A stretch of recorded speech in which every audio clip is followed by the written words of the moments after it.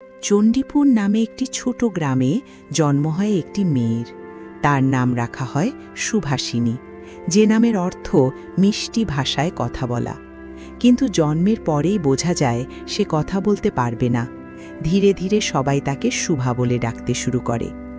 দুই বড় বোনের বিয়ে হয়ে গেলে সংসারে আর কোনো উৎসবের কথা থাকে না।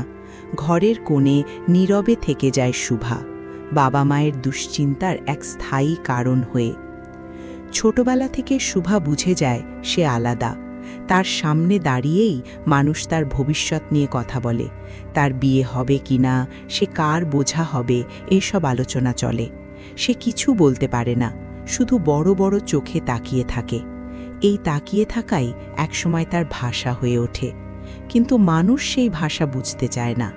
তার মা শুভাকে নিজের ত্রুটি মনে করেন, নিজের গর্ভের লজ্জা বলে ভাবেন। বাবা যদিও তাকে একটু বেশি স্নেহ করেন, তবু সেই ভালোবাসা নীরব, অসহায়। শুভার চোখ ছিল তার সবচেয়ে বড় শক্তি। সেই চোখে কখনো গভীর দুঃখ, কখনো নিঃশব্দ প্রশ্ন, কখনো স্বপ্নের আভাস দেখা যেত। অন্য শিশুরা সেই চোখে তাকিয়ে অস্বস্তি বোধ করত।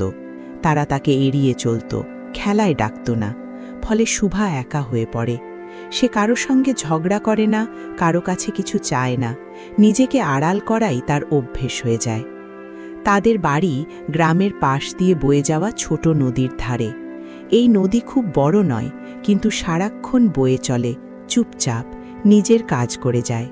শুভা এই নদীটাকে খুব ভালোবাসে।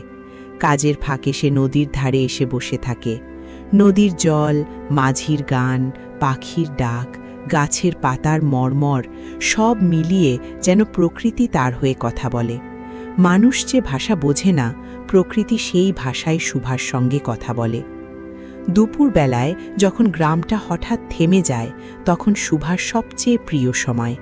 নৌকা চলে না, মানুষ ঘুমায়, চারপাশ নিঃশব্দ। সেই সময় বোবা প্রকৃতি আর বোবা মেয়ে পাশাপাশি বসে থাকে। এই নীরবতার মধ্যেই শুভা সবচেয়ে বেশি নিজের মতো হতে পারে।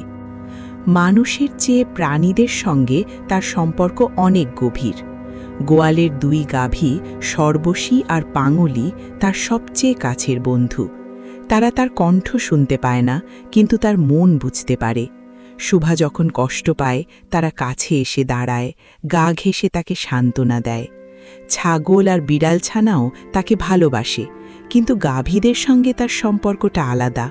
গ্রামের মানুষদের মধ্যে একমাত্র প্রতাপই তার নীরব সঙ্গ মেনে নেয়। প্রতাপ অকর্মণ্য, সারাদিন মাছ ধরেই সময় কাটায়। নদীর ধারে মাছ ধরতে ধরতে তার সঙ্গে প্রায়ই শুভার দেখা হয়।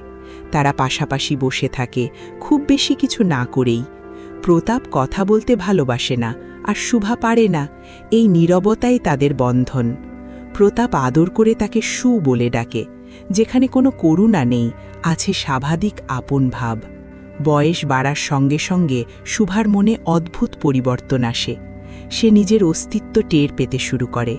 রাতে পূর্ণিমার আলোয় সে ঘর থেকে বেরিয়ে চাঁদের দিকে তাকায়। বিশাল আকাশের নিচে দাঁড়িয়ে সে নিজেকে খুব ছোট, খুব একা মনে করে। কিছু বলতে চায়, কিন্তু পারে না। সেই না পারার যন্ত্রণাই তার ভেতর জমতে থাকে। এই সময়ে তার মা আরও চিন্তিত হয়ে পড়েন। চারদিকে পরামর্শ শুরু হয়। অবশেষে ঠিক হয় শুভাকে কলকাতায় নিয়ে যাওয়া হবে। শুভা পুরো বিষয়টা বোঝে না, কিন্তু এক অজানা ভয় তার মনে বাসা বাঁধে। সে বাবা মায়ের মুখের দিকে তাকিয়ে কিছু জানতে চায়, কিন্তু তারা কিছুই বলে না। যাবার আগের দিন সে তার শৈশবের সখীদের কাছে যায়। তাদের খাওয়ায়, জড়িয়ে ধরে, চোখ ভরে দেখে। তার চোখের জল থামানো যায় না। সেদিন রাতেই চাঁদের আলোয় সে নদীর ধারে এসে দাঁড়ায়। নিজের চেনা পৃথিবী, নদী, গাছ, নীরবতা সব কিছুকে ছেড়ে যেতে তার মন চায় না। সে নিঃশব্দে যেন মাটিকে আর নদীকে আঁকড়ে ধরে বলে ওঠে, আমাকে যেতে দিও না। কিন্তু শুভার এই কথা কেউ শোনে না। তার কণ্ঠ নেই, আর তাই তার আকুতিও শব্দহীন থেকে যায়। গল্প শেষ হয় এই নীরবতাতেই, একটি বোবা মেয়ের অসীম বেদনা আর প্রকৃতির সঙ্গে তার গভীর নির্বাক বন্ধনের মধ্যে।